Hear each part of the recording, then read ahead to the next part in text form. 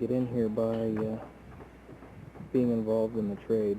Otherwise, they don't give tours to anybody else.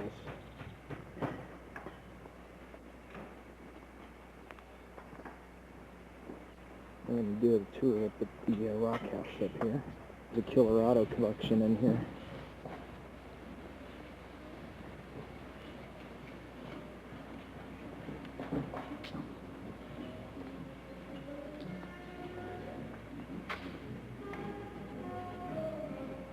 Yeah, it's pretty killer, right?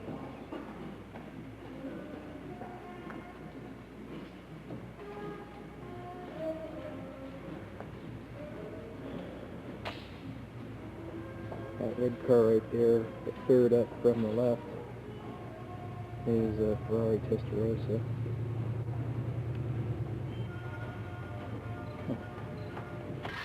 There's a view of the stone house that we have to go to.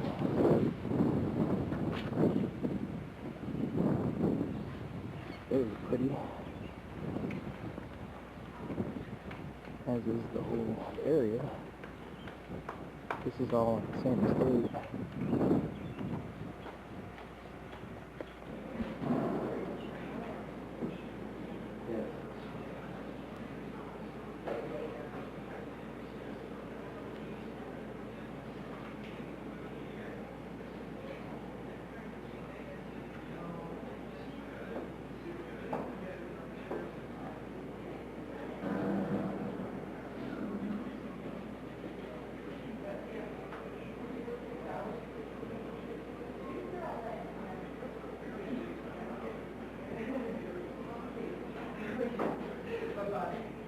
This is the view out here at the Far Nienta tasting building.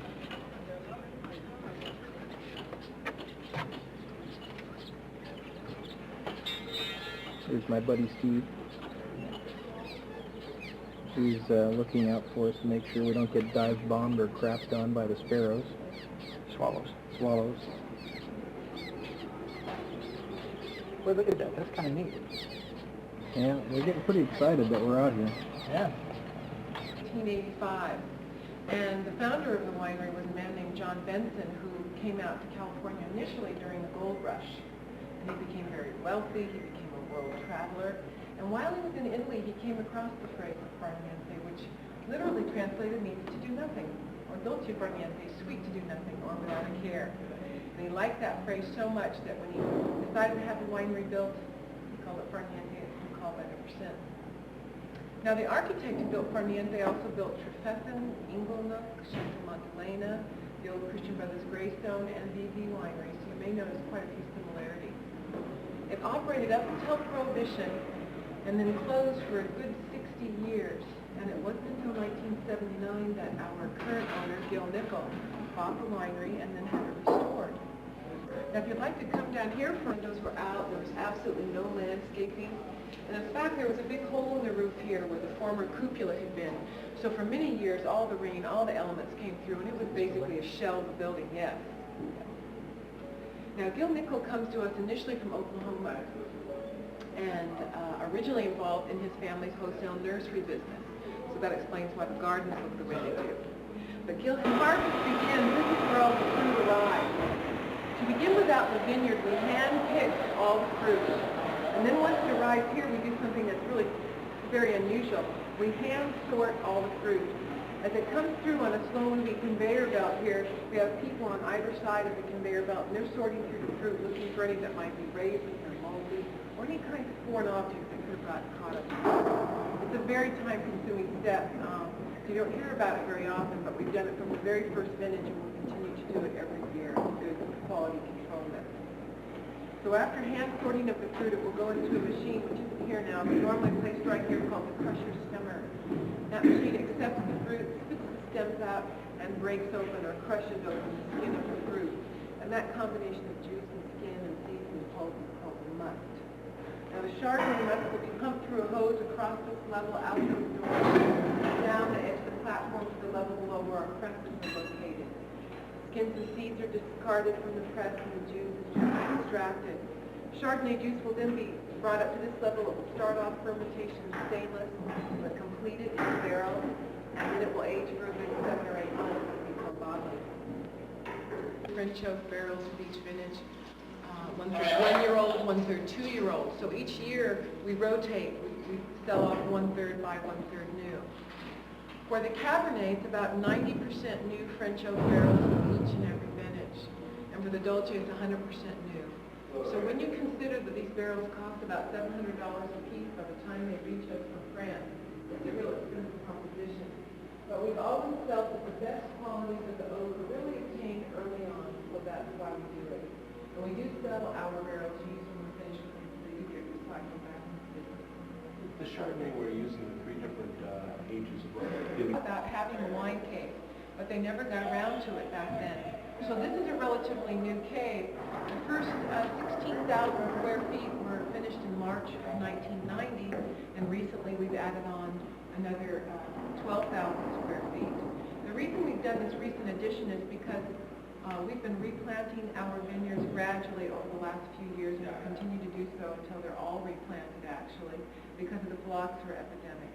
So as we're doing that, we're utilizing newer and newer vineyard techniques as we go along, which will inevitably allow us to acquire more fruit per acre. Hence, our production will rise slightly from maybe 36,000 to as much as 42 or 45,000.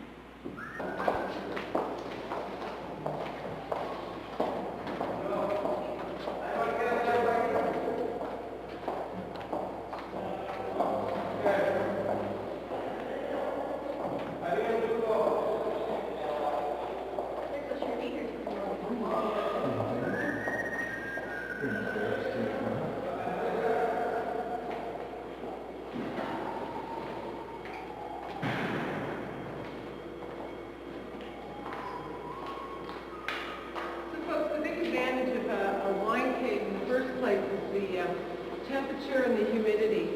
It stays a pretty constant 59 to 60 degrees year-round without any help from us.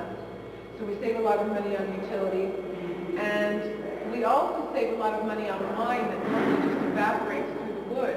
Because our humidity is nice and high, we do cut down on evaporation. You may also notice how the floors are sloping off into different directions. That really allows for good drainage. The barrels are rinsed and cleaned anywhere throughout the caves, and all the water will just flow down these channels.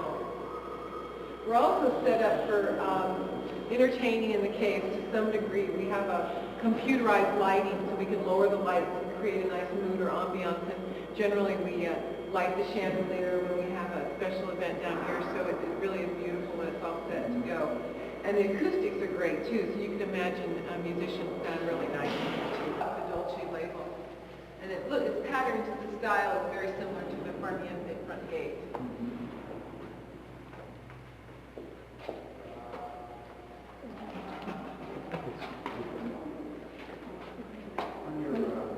In July, and we actually begin bottling in June and start off with the next vintage of Chardonnay, which will be the 95 Chardonnay. And all of our bottling is done, we'll be passing the bottling area will be off to your left. And so all of our bottling is done here on the site. Leaving the cave. Make a left turn here.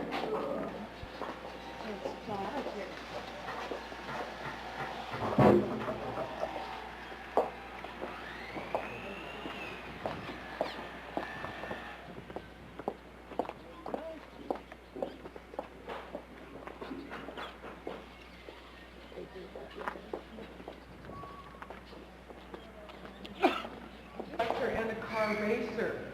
And he had this building constructed in 1987 to house some of his cars. Beneath us is where the bottling is done, and above us we have additional office space. So this level has just been devoted to buildings and cars. Back here in the left-hand corner is Bill's most valuable car. A 1951 Ferrari, and it's one of a kind. It's a prototype. They only made one, so this is it. And even though it's so valuable, Gil has continued to race it over the years. He said that it was built to the 3 others. The black Ferrari over here is one of only 35 cars that were produced, and it's a 500 super fast. And then to the left is a 74 Ferrari Daytona, and the car on the right is a 1990 Testarossa. We're only going to spin the most.